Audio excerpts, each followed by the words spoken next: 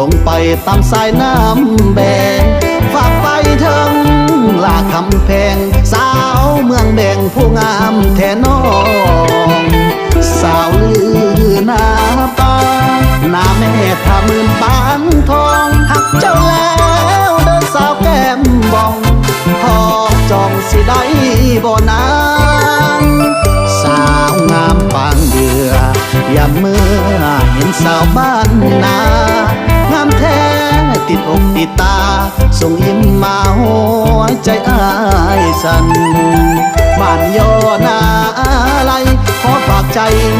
ฝากความสัมพันธ์บ่ดนอายสิตาวหันซอกหาวันสู่ขอแต่งงาน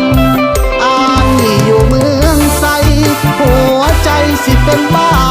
บ่วงลงหักแล้วแบ่งคำแบ่งลวงอยากควงน้องอยู่ทุกทีถ้ากาดงามตาหน้าบนหน้าห้องเสียงดีหากว่าน้องบ่คิดนายนี้อายนี้สิมาขอนางใจจริงหักแท้สาวเสียงและสาวบ้านห้วยโลเมื่อใดถ้าเงินอายพอสิมาขอแต่งสามไว้แต่งบ้านละคนหน้ามนต์สิว่าจังได้ย้อนความรักของบ่าวเมืองไสอ้ายขอฝากใจไว้ที่เมืองแดง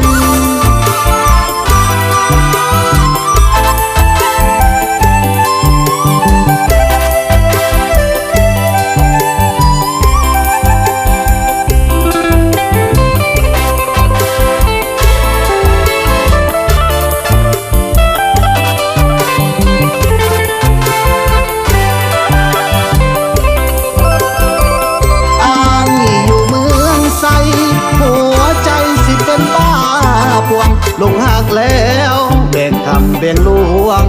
อยากควงน้องอยู่ทุกทีถ้ากาดงามตาหน้าบนหน้าห้องเสียงดีหากว่าน้องบ่คิดนายนี้อายนี้สิมาขอนางใจจริงหักแท้สาวเสียงและสาวบ้านห้วยโลเมื่อใดถ้าเงินอายพอสิมาขอแต่งสามไว้แต่งบ้านละคน